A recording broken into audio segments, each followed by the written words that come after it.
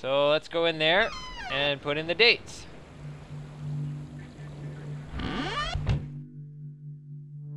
Oh yeah, there's my birthday. You know what? I'm gonna put in today's date again. It's tradition, you know? Besides, I said this is a leisurely exploration, so I'm gonna take my time with everything. Ugh, it's been a month and a half since I started this project. Maybe I should speed it up, huh?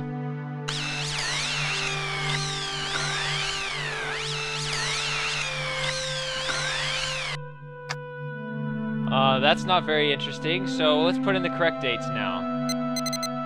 The first one is October 11, 1984 at 10:04 a.m.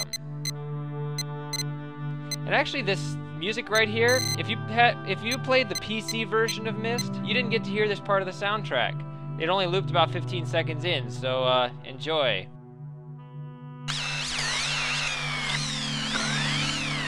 And this date right here, I think is significant in the life of one of the programmers. It was like like his wedding day or something. I don't remember the details. Anyway, this particular time gives us this constellation here. And as you would expect, yes, it was in the book. In fact, it was the last constellation in the book. And it represents a leaf. Well, I can't see that picture. So, well, remember, leaf. Oh, and one other thing. I mentioned earlier that there's an Easter egg here, but I couldn't find it, right? Well, that was because I had bad information. I'll show you guys how to do it at the end of the game. So, let's put in the second date. We have January 17, 1207.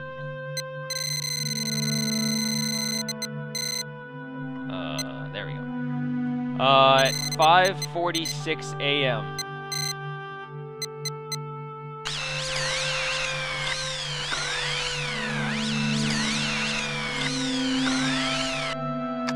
And we get another constellation from the book. This one is a snake. It just looks like a box to me, but it's a snake. So we have a leaf and a snake. And the third date is November 23, 9791.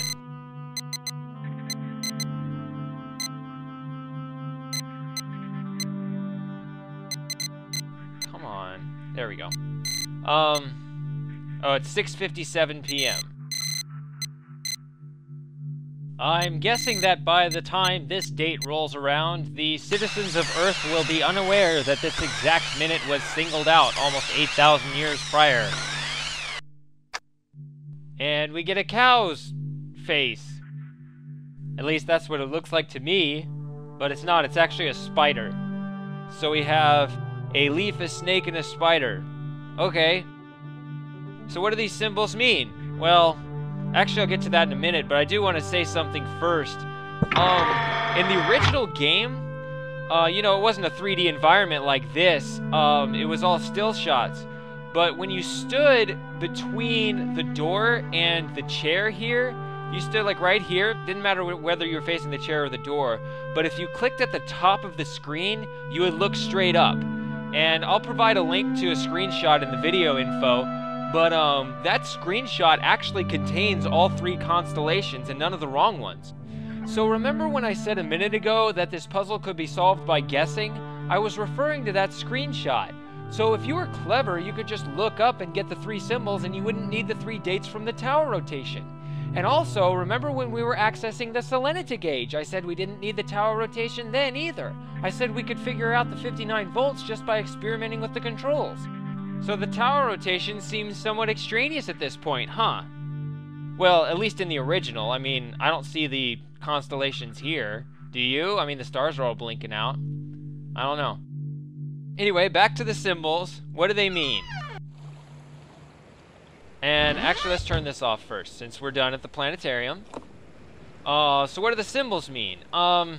Well, actually, when we first explored Myst Island, I don't think I did a very good job exploring this area.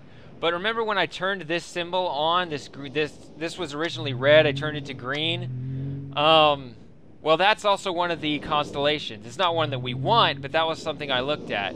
As well as this bird I puzzled over. Yeah. The other 6 symbols, or constellations, are all right here. So we just need to look for the leaf, the snake, and the spider, and put them in. There's a cross. That's not one of them. Here's the leaf. That's good. Here's an arrow. That's not one of them. Over here. You know, this 6-inch railing, this rope right here, is completely unnecessary. I mean, unless you want to play some practical jokes and trip some people. I mean, a 6-inch rope, that's just dangerous. Fortunately, we just glide right over it, but, you know, still, that's kind of mean. You know, the only hero I've ever known to trip in an adventure game is Roger Wilco from Space Quest 1. And he would fall over at the most inconvenient times, too. Like in the desert when you were being chased by a self-destructing, Roger-seeking spider droid of death. And he would trip over a damn rock. Then when you try to walk across the top floor of the enemy spaceship, he slips on the clean floor and his disguise falls off and he's exposed to open fire from the entire Sarian crew.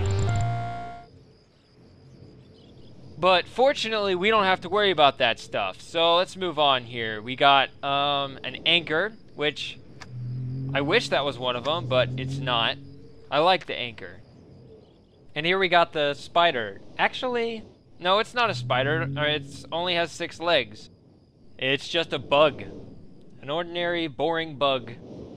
And here's the last one, the snake. Excellent. What did we do? Oh, check this out. We just raised the model ship out of the water. Wait a minute. And we raised the real ship out of the water too. Man, we missed it. I want to see it. Oh yeah, we can turn the marker switch here off too. But yeah, let's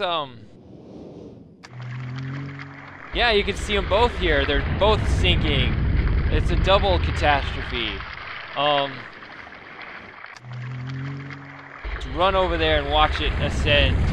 Yes, awesome.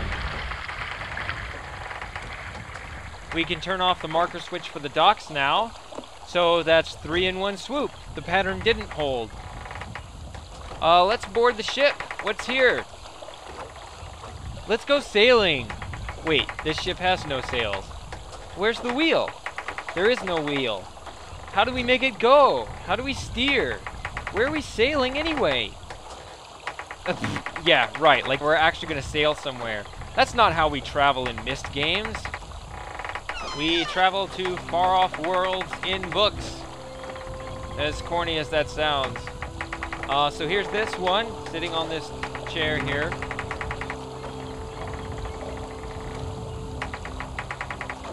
I can't hear the music very well, but I can't close the door or anything to shun all those seagull ocean dock noises.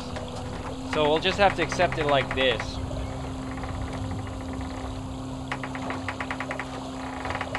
I enjoy watching these flybys before we go to other ages. Which, has it looped yet? I can't even tell. I'll just go when I see the lighthouse again.